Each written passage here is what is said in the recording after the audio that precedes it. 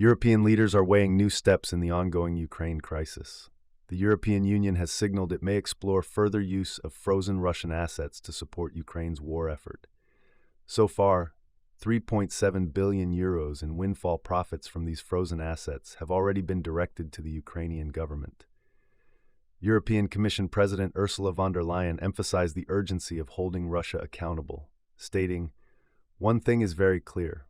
Russia, the predator, has to be held accountable for what it did and has to pay for the damage and for the aggression."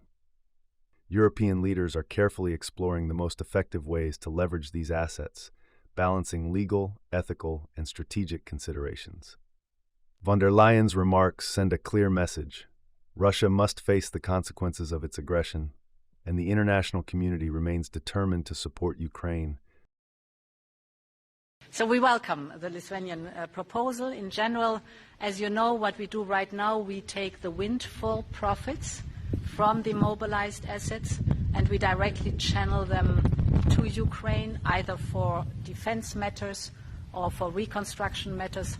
So far, 3.7 billion euros have been generated by windfall profits, and more is to come on a regular basis.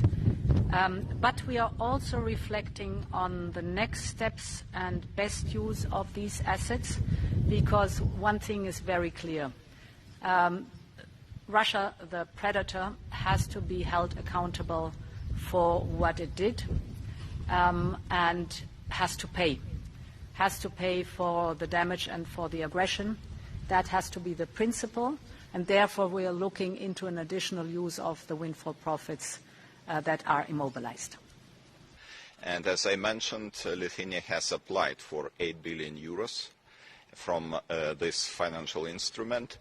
7 billion euros will be dedicated to establishment and development of our national division until 2030.